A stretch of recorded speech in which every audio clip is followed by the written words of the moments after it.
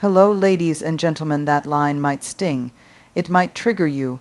It might feel unfair, even infuriating, especially if you're still picking up the emotional shrapnel from being gaslit, manipulated, or discarded by someone you gave your heart to. But let's not sugarcoat it. Let's not hide behind victim language today. Let's tell the truth, the full truth, even when it's uncomfortable, because the truth, that's where the power is. You didn't get caught in a narcissist's orbit by accident.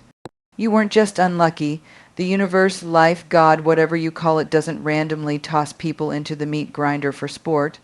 No, that relationship, as toxic as it was, had a purpose. It was custom, designed to break down everything false within you, the people. Pleasing, the self. Doubt, the need for validation, the fear of abandonment, the silence in your voice. You met a narcissist because you needed to meet yourself.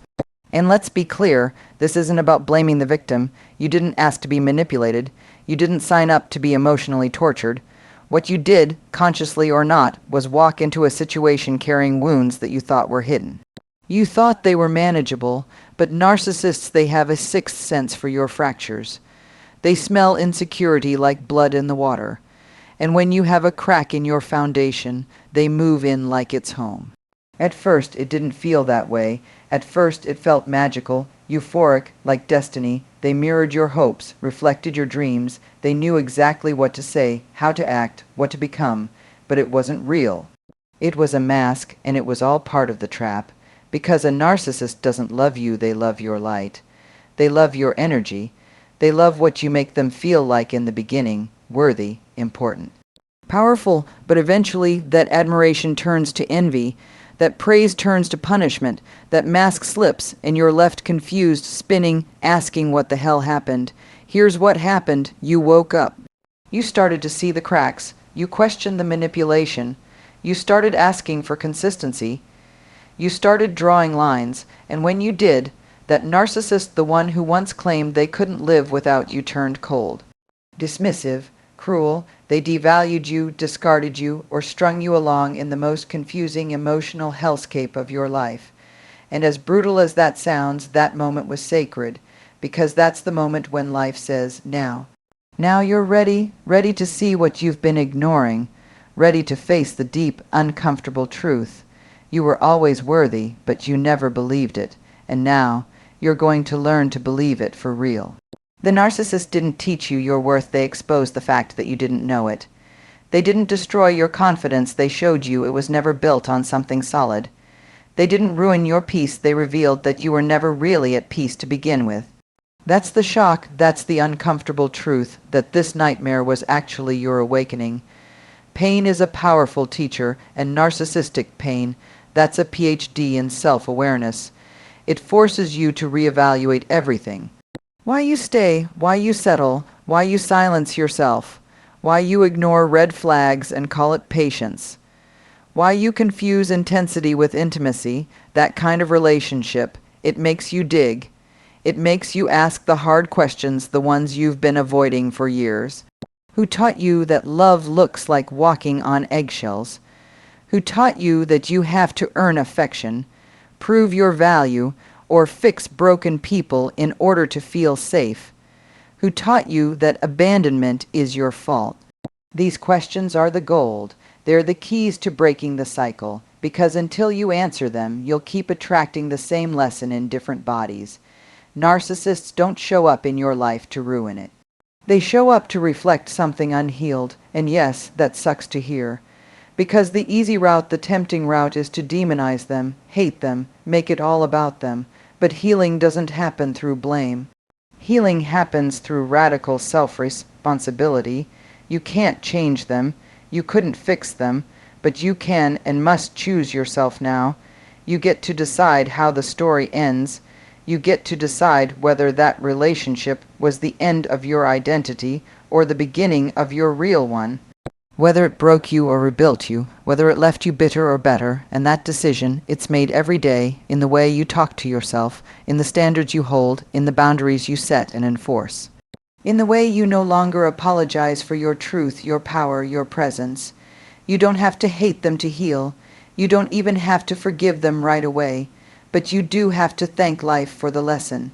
Because without that chaos, without that confusion, without that betrayal, you would still be sleepwalking through your own life. You would still be shrinking to fit.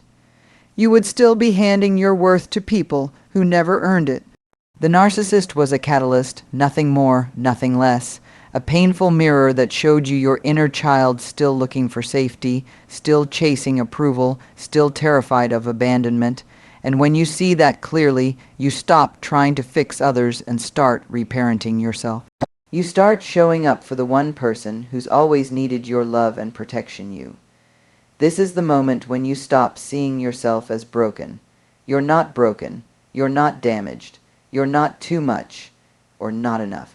You're someone who survived emotional warfare and still has the strength to rise.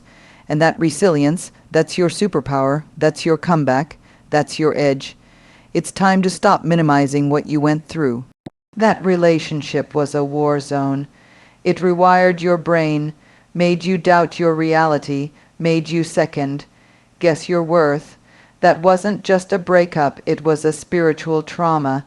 And healing from it doesn't mean pretending you're fine. It means reclaiming your voice, your body, your time, your energy.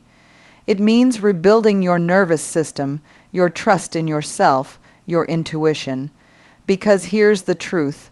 Narcissists don't steal your power. You give it away little by little, compromise by compromise, silence by silence. But the beautiful part, you can take it back one choice at a time. You don't have to be fearless. You just have to be done.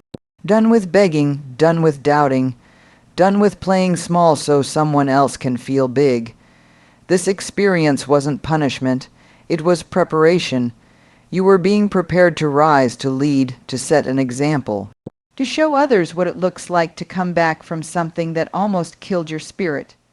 Your story is someone else's survival guide, but first it has to be yours. Don't let that relationship define you. Let it refine you. Let it sharpen your discernment. Let it teach you how to say no with no guilt. Let it teach you how to protect your peace like it's sacred because it is. Let it teach you how to love yourself so deeply that no one ever gets to decide your worth again.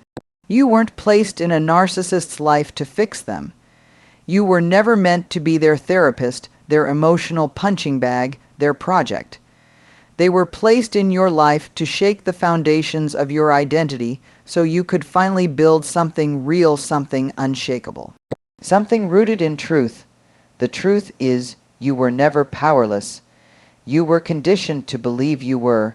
And now that you've seen behind the mask, now that you've been to the bottom and back, you're free not because they changed, but because you did. And that's the kind of freedom no one can take from you again. You get to rewrite the rules now. You get to redefine what love looks like, what respect feels like, what your standards are. And if that means walking alone for a while, so be it. Solitude isn't punishment, it's sanctuary.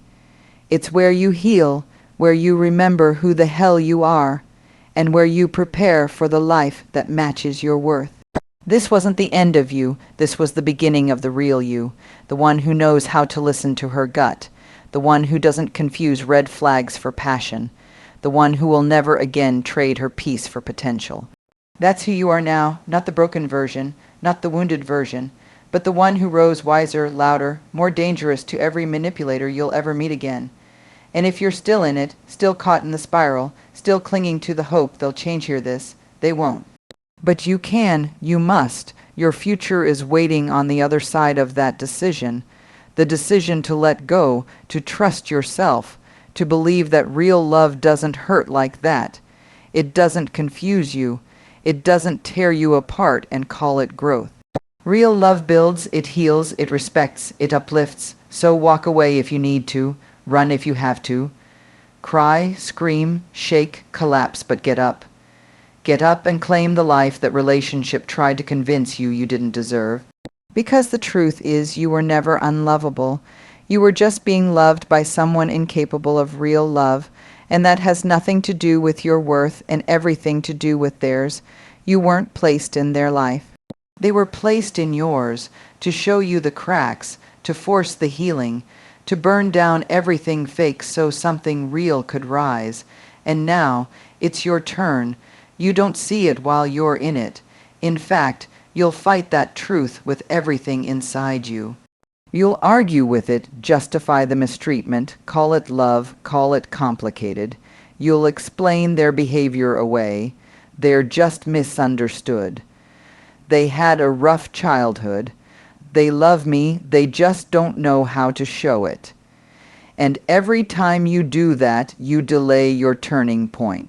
You push back the moment everything could shift. But eventually, and it always happens, the pain becomes too loud to ignore. The manipulation stops being subtle. The gaslighting stops being confusing. The lies get sloppy. The disrespect gets brazen, and you begin to wake up. Not all at once. Not like a movie scene where you suddenly get clarity and leave with dramatic music playing. No. You wake up slowly, painfully, in layers. And the moment that cracks you open, that's your breaking point. That's the moment you stop romanticizing their potential and start recognizing your reality.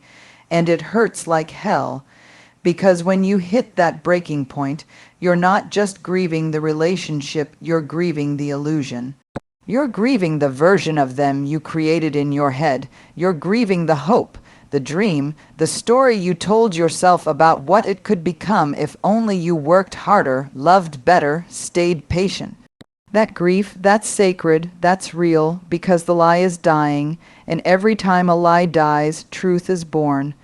But don't expect it to feel good at first. It won't. It'll feel like failure, like shame, like you wasted time, love, energy. It'll feel like you betrayed yourself, and in some ways you did. You betrayed your intuition, you silenced your instincts, you ignored the red flags, and the realization of that truth is heavy, but don't sit in self. Blame too long. Blame is a trap. It keeps you stuck in the cycle. The power is in ownership, not blame. Because here's the real breakthrough. Your breaking point is the birthplace of your boundaries. It's where you stop bending. Where you stop bleeding to keep them warm. Where you stop handing over your joy in exchange for crumbs of attention. That breaking point, it's the moment you stop choosing survival and start choosing self-respect. It doesn't happen in a neat, empowering Instagram quote. It happens when you're sitting alone on the floor, sobbing into a towel because you can't believe they hurt you again. It happens when you read the old texts that were full of promises and realized none of them were real. It happens when you start connecting the dots and realize the whole relationship was one long performance designed to keep you hooked. That moment is shattering, but it's also sacred. It's where the fire starts. That fire, the one that says no more, that's your power, and maybe you don't feel strong yet. Maybe you still feel like you'd go back if they just apologized. That's okay, you're human, you're healing. But deep down, you've already crossed the line, you've already shifted. The version of you that tolerated the abuse, she's gone. You've seen too much, felt too much, lost too much, and what's left now is choice. You get to decide what happens next. You get to decide if you stay in the cycle or if you break it for good. And I'll be honest, breaking it isn't easy. You'll be tempted to go back. Not because you love them, but because trauma bonds are real. The highs and lows, the love. Bombing and withdrawing it wires your brain like an addiction. You think you need them to feel okay.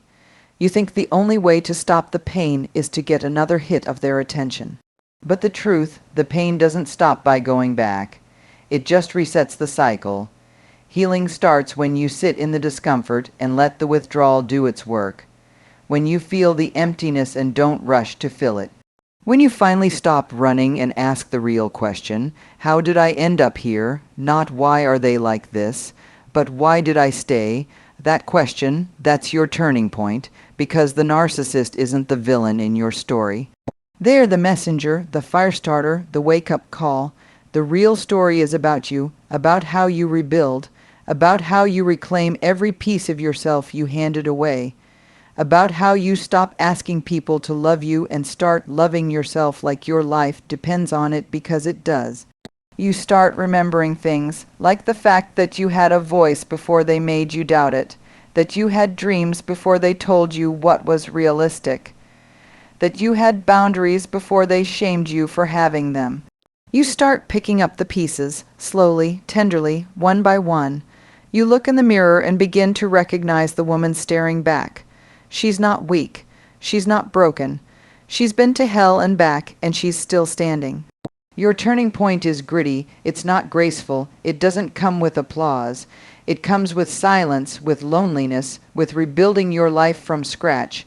But it also comes with peace, with clarity, with power, the power to say, I deserve more. The power to say, this is the last time I ever abandoned myself for someone else's comfort. That moment, that decision, that's everything. That's when the spell breaks. That's when you see it for what it really was. Not love, not destiny, not fate, but a deep and painful lesson about your worth.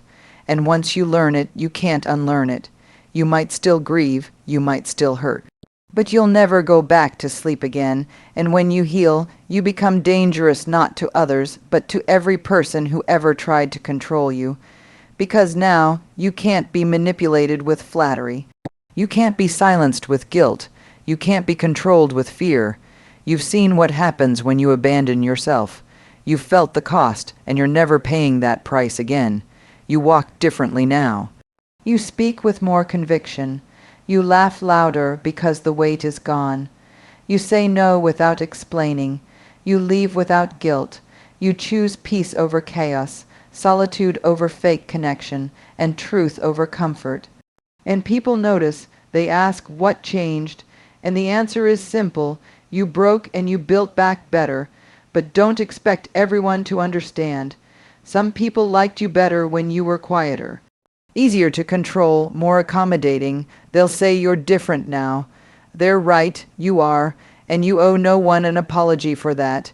You owe yourself the life you almost forgot you deserved. You weren't crazy. You weren't overreacting. You weren't too sensitive. You were being abused, and now you're not. That's what matters. That's the victory, not the closure you never got, not the apology that never came. The victory is you choosing you walking away, you saying, this ends with me. Because maybe no one ever taught you what real love looks like. Maybe chaos felt like home. Maybe you confused intensity with intimacy because that's all you ever knew. But now you know better, and when you know better, you do better. You don't chase anymore, you attract. You don't beg anymore, you receive. You don't fight for scraps. You expect a seat at the table, and if there isn't one, you build your own. Your breaking point wasn't a breakdown, it was a breakthrough. It was the moment you stopped playing small, the moment you stopped trying to be lovable and started realizing you already are. The moment you looked at the wreckage and said, I'm going to build something better from truth, from self, worth, from boundaries, from love. And it won't be perfect. You'll still stumble, still question, still heal in layers. But every time you choose yourself, you reinforce a new truth. I am enough. I am worthy. I am free. And that's what this was all for. That narcissist didn't win. They never had you not really. They had access to a version of you that was still figuring it out.